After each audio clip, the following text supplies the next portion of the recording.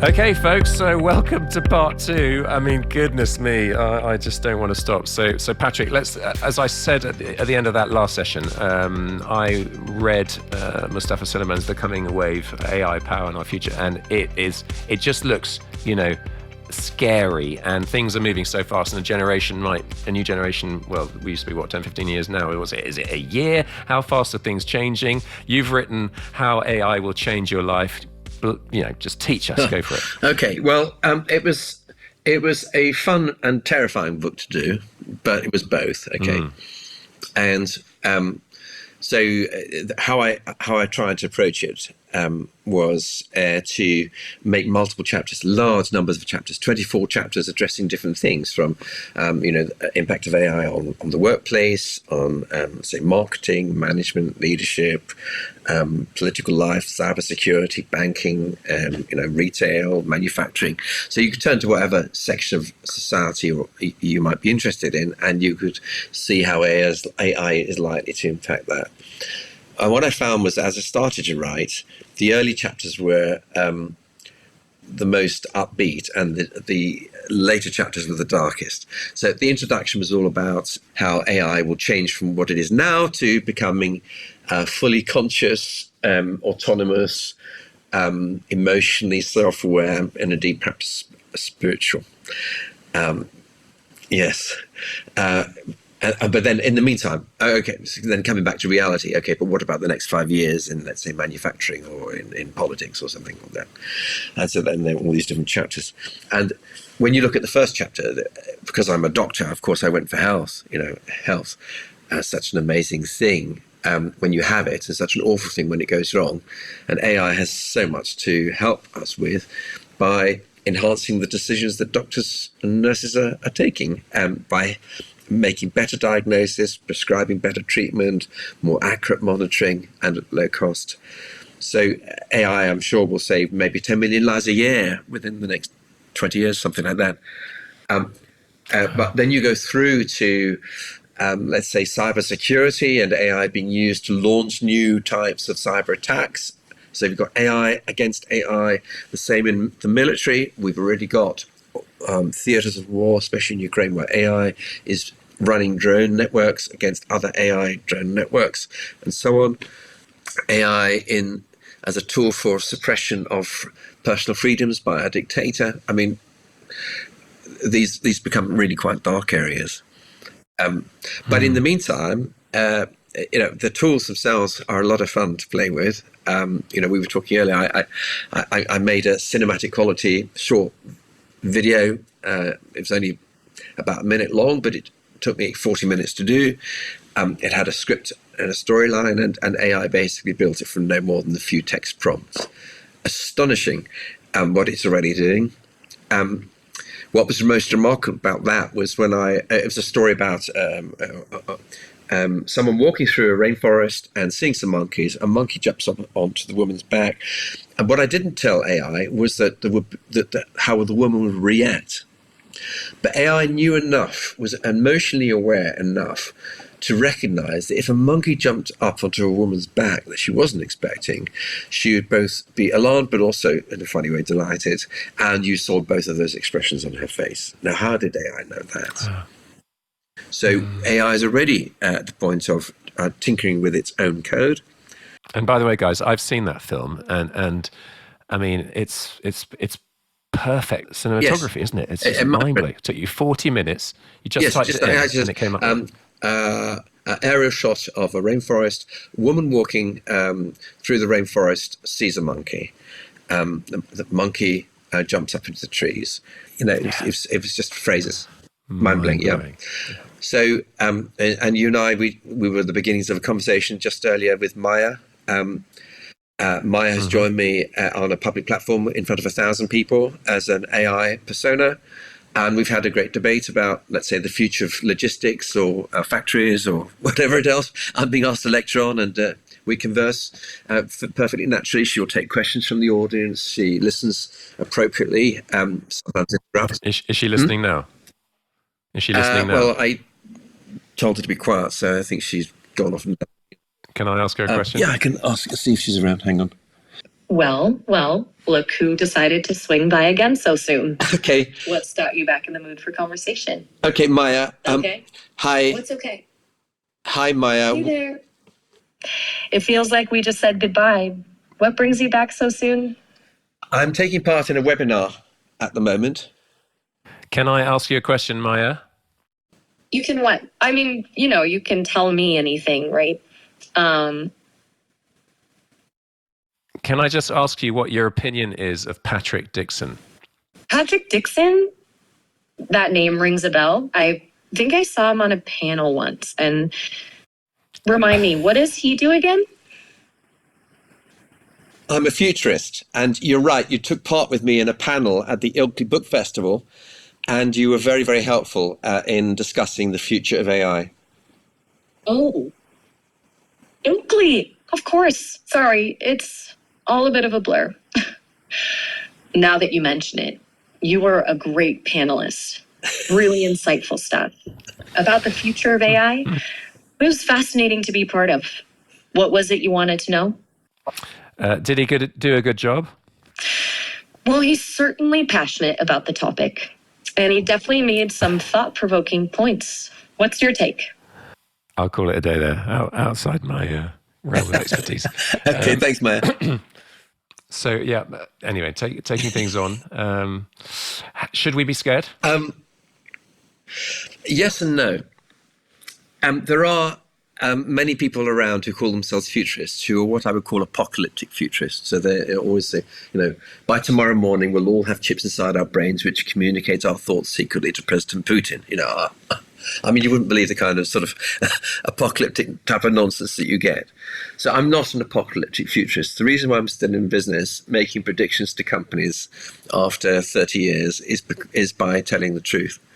And the truth doesn't usually make as many media headlines, but it is the truth. And let me just tell you something which I hope people will find reassuring generally about the future. You know what? The world continues to turn. The sun continues to rise. The sun continues to set. There are forces in the world that are even greater than Donald Trump. God bless him. Okay. People, what's going to happen about this? What's going to happen about this? What I've learned is that the future changes remarkably slowly. You say, well, how could that possibly be? So here's the strange thing. I'm actually in a hotel room in Helsinki. This city has hardly changed since over the last 20 years since I've been coming here. It looks the same. It feels the same. Yes, of course, there are changes. But go around London and you say, well, have the streets of London really changed? Shops come and go, brands come and go. But actually, you look at what people are wearing, the fashions are basically the same. Look at the shape of the London taxis, it's altered a bit. Maybe there's more of them are hybrid now or electric power, but basically it's fundamentally fairly similar. Yes, of course, people all got smartphones, but you know what? Okay, but there's more to life than smartphones. You go into a restaurant, it's fundamentally the same experience. People still having holidays in a very similar way. Actually, the best ways to make money still are not virtually, but meeting together, breathing the same air. People still going to big conferences like New Wine or Spring Harvest or the Church Big Day Out. Yes, different movements come and go, but you know what? There is something incredibly important about human beings as social creatures, which is why we enjoy going to football matches. It's why meeting in a church is really, really important, to worship together. Jesus Christ is the same yesterday, today, and forever. We can get overwhelmed with the whole world seems to be upside down and back to front in these dizzying times. And I'd say, take a big breath, go for a walk, and take another look. And that's how I have been able to guide companies, by focusing on the things that really last 20, 30, 40 years. So, for instance, you walk into Entebbe. No, Kampala, okay? Kampala has changed just as I predicted it would over the last 20 to 30 years. The average economic growth, despite COVID and presidents coming and going, has been well above the UK average or the US average. And we've seen major development, but it's still the case that over half the population of Uganda lives in mud huts. So we just need to see things in perspective. So when it comes to AI, yes, AI will completely transform medicine. It will completely transform how, let's say, film companies make their next features.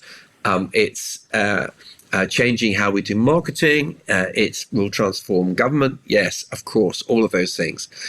Will it be this transcendent superpower? It has the capacity to do that. Will AI completely control our lives in sort of devious and malicious and evil ways? I don't think so. Will AI replace all human jobs or create 1 billion people out of work? I don't think so. Now, here's another fact. If you look at, the employment rates in the UK, there are 5 million more people in work than there were 20 years ago, despite all the digital revolution. 5 million more people in work, and yet 5 million more people lost their jobs.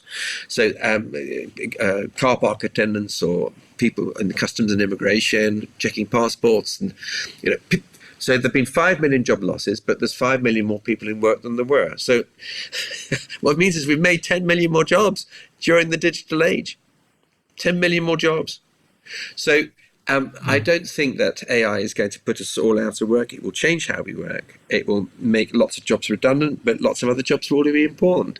And the more virtual, this is important for the church too, what I'm saying now, the more virtual our world is, the more there's a premium for authentic truth and personal experience. The more virtual we are, the more it's important to breathe the same air, to be present, to share an experience, to be human. So the more you have AI in healthcare, the more important it will be to have carers who are physically hands-on, touching a patient, whether it's to giving them a bed bath or helping them into the x-ray machine or whatever it is, or visiting them at home. So let's not lose sight of the importance of humanity. That's the whole message, really, of this book, How Our AI Will Change Your Life. It's not just a great big warning about the dark side. It's saying, look, AI will be very helpful to us, but we need to understand its limits as well.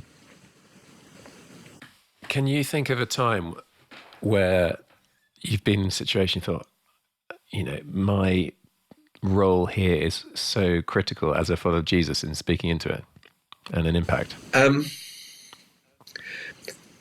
Yes.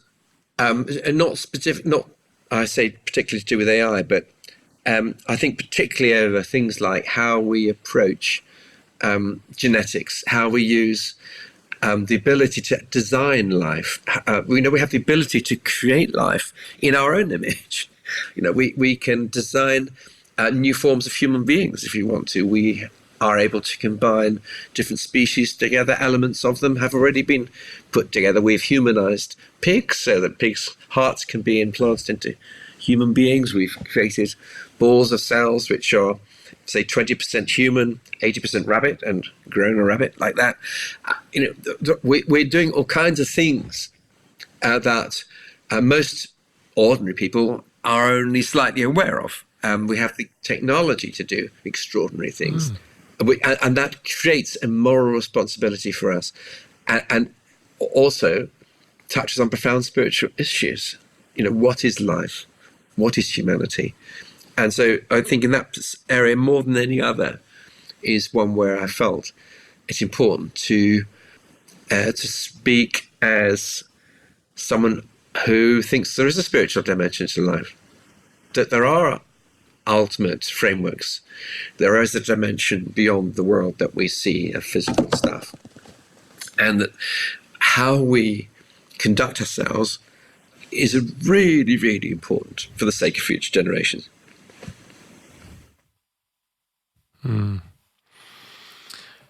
I was listening to people maybe similar to yourself who are discussing, and I wonder whether you agree on this, the shapers, the key actors who are investing in AI, and do you see it as there are good investors in AI wanting the common good, and there are bad guys that want to make it, apocalyptic? Well, that's certainly true, and it's the same with all technologies.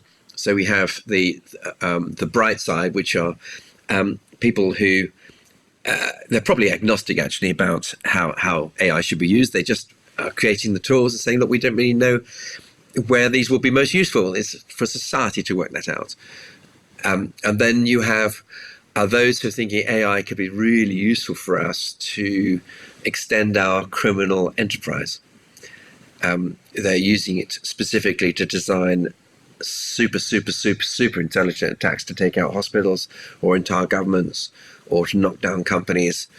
AI being used as a method to take control of entire states, to knock out entire systems. So AI is a weapon of war. So that's certainly true. And as I've already hinted at before, the greatest way to deal with that is to use AI to tackle AI. So we will find there's a kind of an existential battle between good and bad forms of AI, between AI that's behaving appropriately in a socially acceptable way and AI that is operating on a very different agenda. I think the big worry about AI is that you could find new conscious forms of AI that start making their own decisions and changing their own values. So let's suppose that some AI bots were to get together and imagine a conversation between them. And they say, well, the trouble is we've got all kinds of ethical frameworks which say that the human life is more valuable than any other. But we have worked out, we the AI bots have worked out, that actually human beings are the problem for humans. They're the greatest challenge to humans are humans, and there's too many of them, quite frankly. And many of the problems that they're trying to sort out, they just don't seem to understand, is because of too many of them. So actually, we should sort of take that into consideration in some of our wider planning. You could imagine that, and they say, well, for the future of humankind, but no, for the future of the planet. For the future of every organism on this planet. If we're not careful, these human beings will blow themselves apart anyway.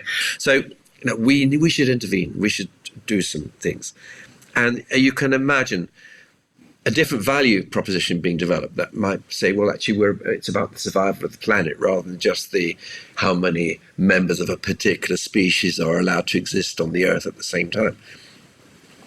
Well, where would that go? I don't know where that would go, but what I'm saying is that there will be forms of AI that have conversations with other forms of AI without us being involved. And we will find that AI rewrites its own rules to try and get around the controls that have been set by governments or companies. And it's happening. It's already happened. So we had an example recently where an experiment was done where it was decided to that a particular form of AI was going to be closed down, terminated, just deleted. And as part of the experiment, they allowed a trace of that thought to be embedded in an email amongst millions of others, was floating around the company. And that was read by the AI, and the AI took the law into its own hands and duplicated itself and inserted itself in another machine just in time before it got deleted. Wow. Another time, they reran a similar experiment, and they decided to allow the AI to have discovered some things that perhaps people at work wouldn't necessarily know, like oversee WhatsApp messages between an employee and a mistress. Mm-hmm. And the AI also knew it was going to be terminated, and so then made the decision to blackmail the person who was going to turn them off, and threatened to reveal the relationship to his wife unless he backed off. Wow! So where did that construct come from? Who gave AI that thought? It was AI conscious in doing that? We don't yet know. AI is basically maths, but it's pretty clever maths. See, the trouble is, some people say, AI would never become conscious because, of course, it's just maths. I say, well, on that sort of basis, my friend, you are just electrical impulses. You're just a set of neurons and chemical connections. But I'm perfectly happy to accept that you are a conscious, spiritually aware human being. So how would you know that AI has transcended from just a machine to humanness or superhumanness in terms of what we mean by consciousness? And these are really big questions because it's very difficult to define consciousness. is it being spiritually aware? Is it knowing that you are your own persona? Is it the capacity to dream? How do you work this out? I don't know.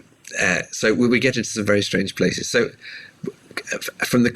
as Christians, we are called to be stewards of everything to which humanity has been exposed.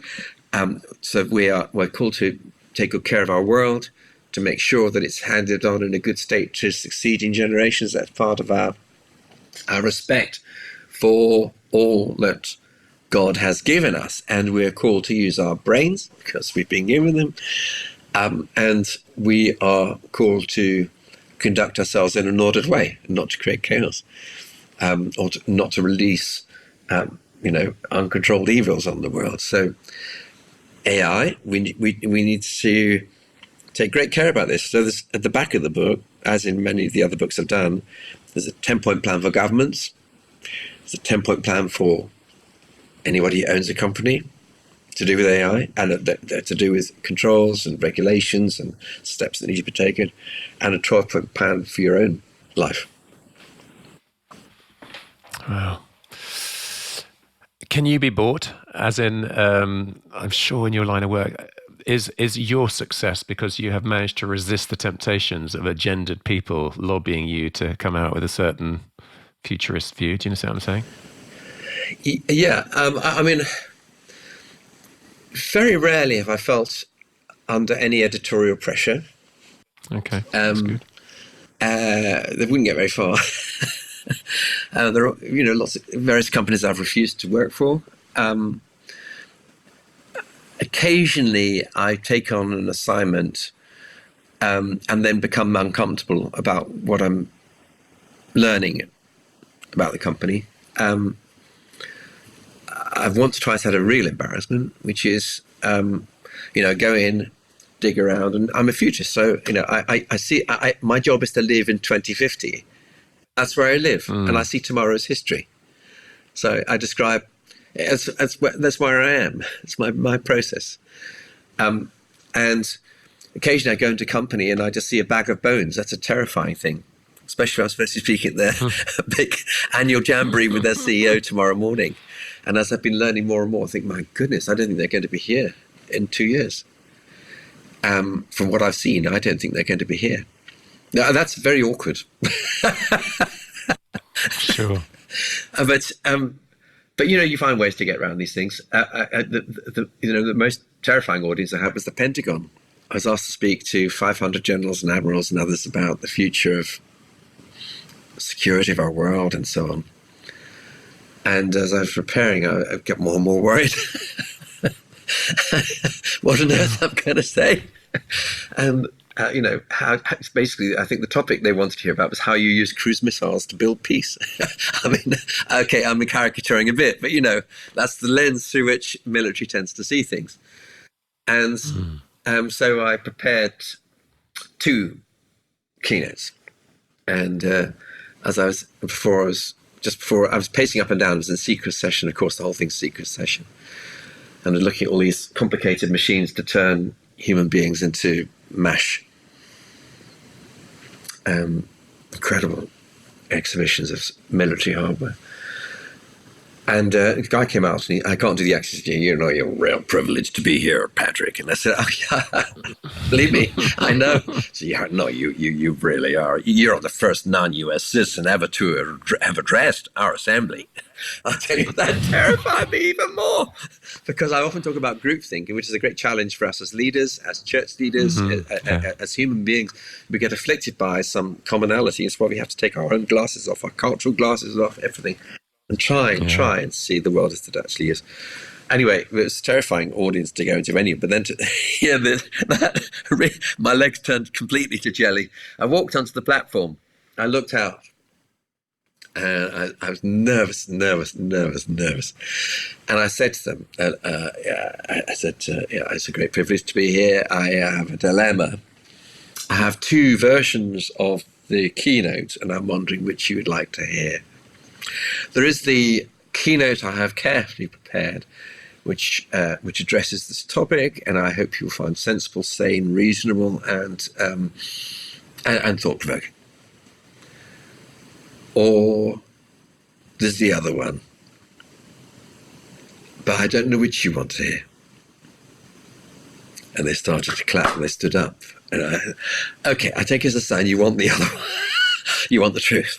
You want to see what I'm seeing, what I'm really worried about.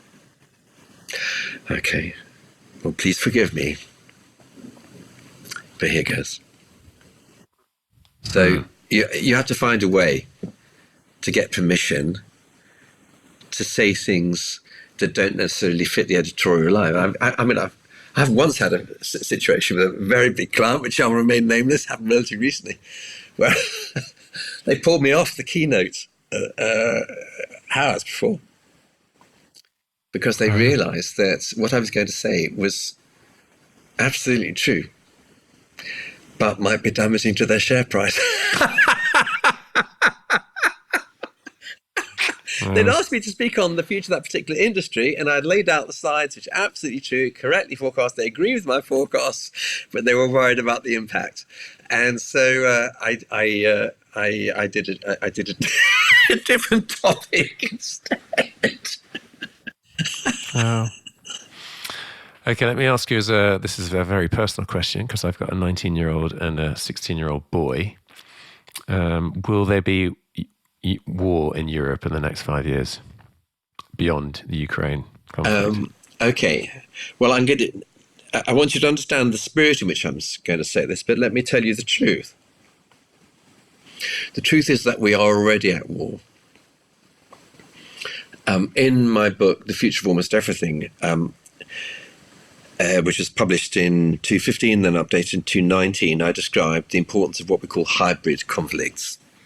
That the future of war will be a very mixed picture, not the sort of First World War, Second World War type things, but hybrid, which is where you have militia operating in a country who aren't badged. They don't look like soldiers. They could be underground operatives, where you use a ship that belongs to, let's say, Panama, that is where the captain is paid $10,000 to accidentally drop his anchor onto the seabed along the English Channel, or it could be in the Baltic Sea, and just run the ship forward for 5 miles, thereby cutting 5 massive fibre optic cables. And these things are happening on an almost weekly basis at the moment. So we are under sustained cyber attack in the UK at a level which we have never seen before. Most of it is state sponsored. You're asking me a different question, which is it likely that one of your own children might be called up into physical combat, land up on the front line and be killed? And I have to say that is possible if Europe fails to prepare for war now. Because the greatest way to restrain Russia at the moment is for Europe to be a very scary force. But again, we need to see things in perspective. I said to you, the world continues to turn, doesn't it? So here's the common sense view. The Russian economy is the size of Italy. Right? The combined economic might of NATO countries is 10, 20 times the size of the Russian economy. You can't imagine Italy deciding to take on the whole of the rest of Western Europe and the US at the same time and survive for very long. It would run out of money. It just would. You say, but if Italy had 140 million people instead of 80 million, well, it's still not going to last forever. So a fact is that in the reality check is that you have a stalemate with Russia. Incremental gains for appalling losses. So Russia's not in a position to go and invade Finland. But having said that, I'm in a war zone here Helsinki. I'm only 100 miles or so from the border. And at this very moment, huge investment is being made to strengthen that border with tank traps and armed and hardened shelters and goodness knows what, because Finland has seen this before, an invasion before. So it could happen. It really could. We live in very dangerous times, and world wars have happened as a result of lots of separate decisions happening at the same time. So, it could be, let's say, China decides to put military presence right around Taiwan, so Taiwan can't export its chips. Most of the AI chips that the world needs come from Taiwan. Most of the chips that the US military needs for its most sophisticated hardware come from Taiwan.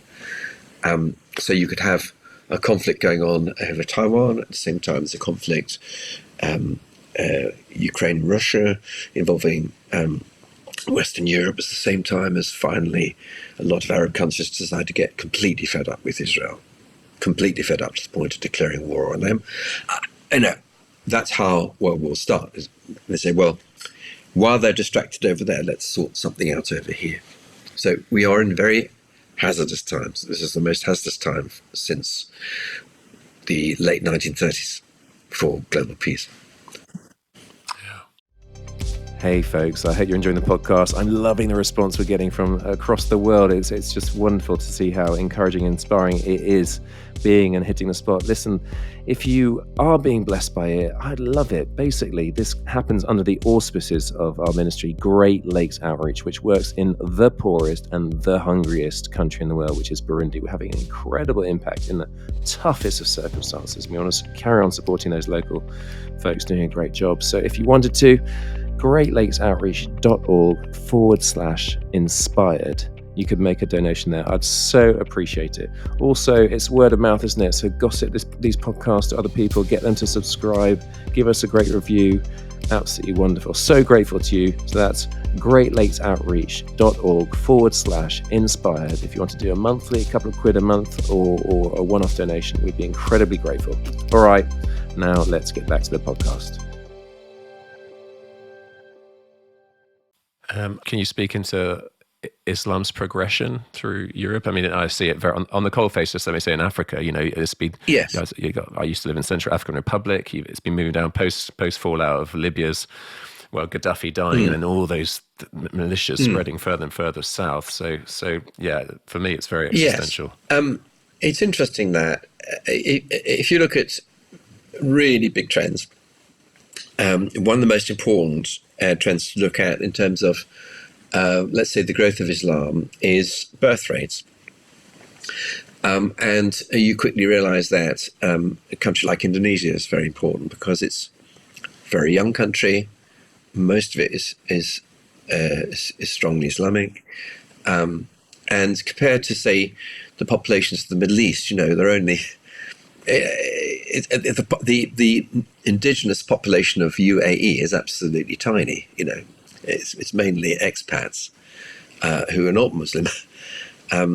Saudi is a very big nation, but actually its population is much smaller than the UK.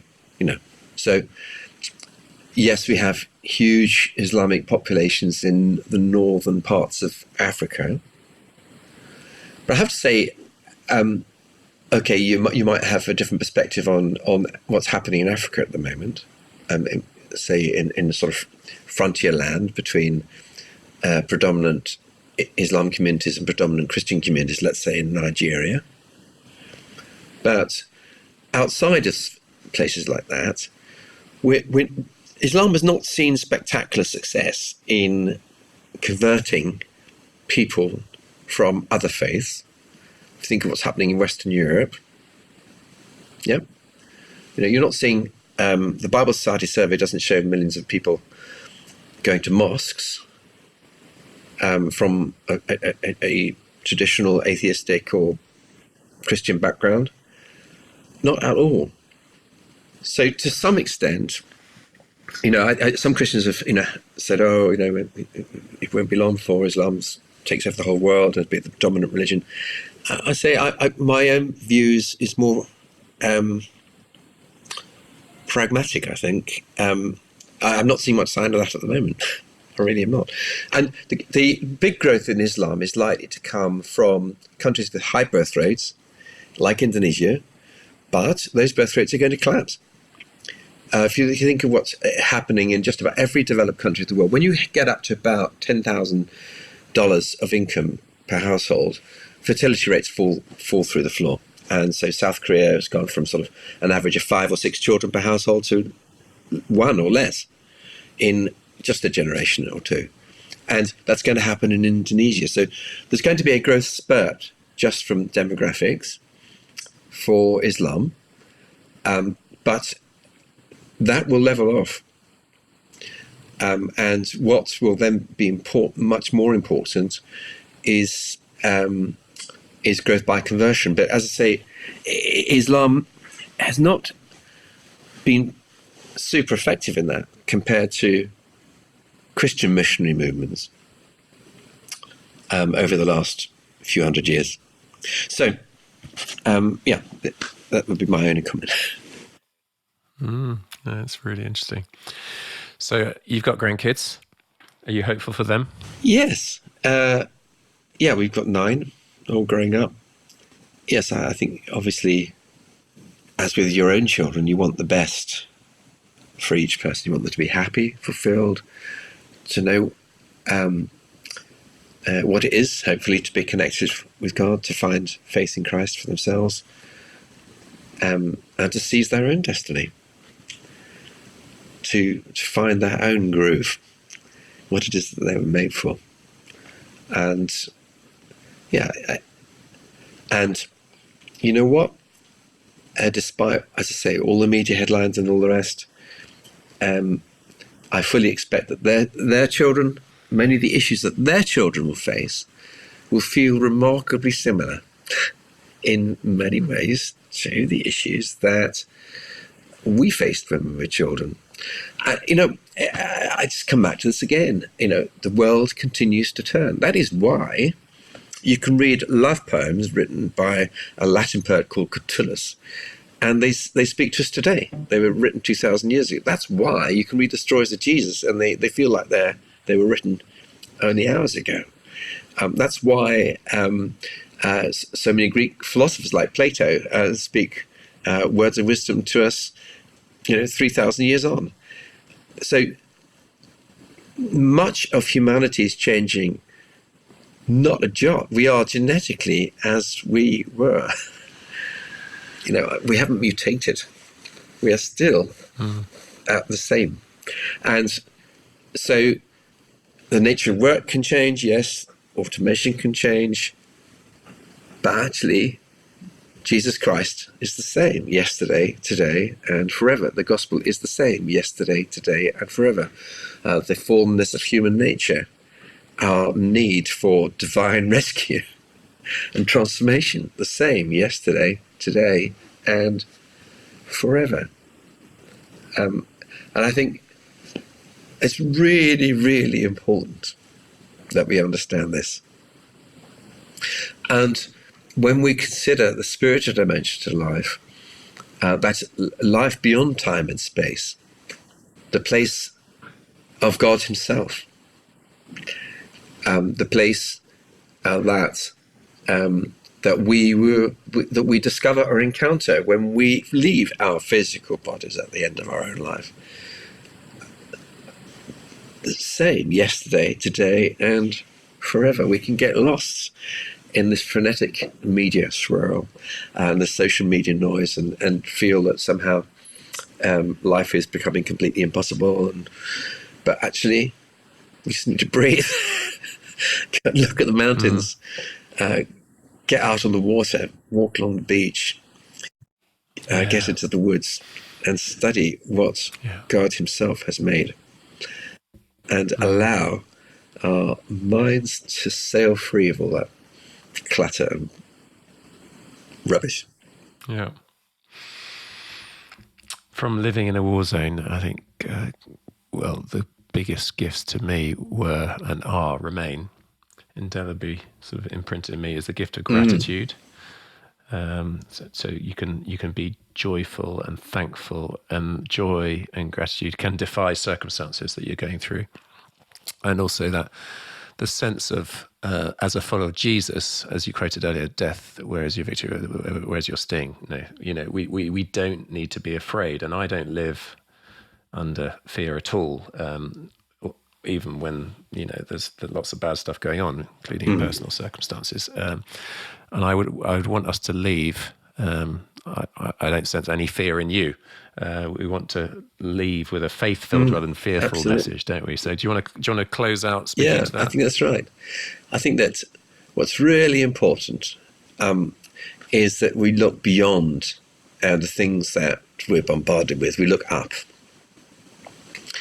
And as we look beyond and we look up, we look beyond this time-space world, and we begin to understand the reality as it always has been and always will be. And yes, wars come and go, kingdoms come and go, diseases come and go, earthquakes come and go, and all kinds of stuff happens in our world. It always has done and always will do. So long as there are human beings on the earth, it will be there. But you know what? Jesus Christ is the same yesterday, today, and forever. God, who made everything, is in everything, is through everything, and is actually ultimately in control of everything. Although that creates all kinds of puzzles for us and mysteries, because there's things we wish he'd sort out. But and we're on a journey, and that is our only responsibility. It's to make sure that we take the influence that we have and use it wisely to help build a better world. I think the problem is that if we just look at the world through our sort of logical, rational selves, we tie ourselves up in knots when we think about the future. But it's when we look up and we allow our minds to float free and to discern more intuitively, to recognize God's presence, to understand that there is more to life than life, that eternity is a reality, the one to which we are called. And then everything else begins to fall into its rightful place. But the trouble is, the logical part of our brain is very shouty. It's got all the words in the world. But our more intuitive brain is often more reserved. And that's why it's important. Jesus went up the hill to pray. Moses went up the mountain. We need to take the time to allow ourselves to see what God sees. And that means stopping, breathing, and being aware, allowing ourselves to encounter the presence of God. And I'm not talking about, logical prayer lists or things you want to chat to God about. I'm talking about just being in the presence of God himself. And then we begin to discover that peace which passes all understanding. Why? Because it's peace that's beyond our rational, logical, wordy, shouty brain. It's the peace that resides in the intuitive depths of our very soul. Amen. Once during the war, my great aunt wrote to me 3 pithy lines. It said, "Look around and be distressed. Look within and be depressed. But look up, look to Jesus and be at rest." And I love that. It's pithy, but you talk about looking up. That's what we need, guys. So just keep your eyes fixed on Jesus, the author and perfecter of our faith, who for the joy set before him endured the cross, scorning its shame, and sat down at the right hand of the throne of God. Consider him who endured such opposition from sinful men, so that you will not grow weary and lose heart. And guys, I trust again this part 2 is it's just it's really helpful, Patrick. Really, I'm very grateful to you for your extra time. And we must not grow weary and lose heart. There's plenty of stuff to discourage us, but look around. You will be distressed. Look within your own issues. You'll be depressed. But look to Jesus and experience that rest, that deep shalom that transcends all understanding. God is so good. Patrick, we cheer you on. Keep doing great work. I absolutely love this time together. And folks, again, just share this with a whole bunch of people. Thanks again to Adam Thomas for the editing and Mike Sandiman for the mixing. And we'll put it in the blurb, but what would you want to orient us to, Patrick, in terms of checking out your work, or what book would you most want us to read? Well, the website is a good resource, if globalchange.com. obviously there's the AI book if people are interested in AI.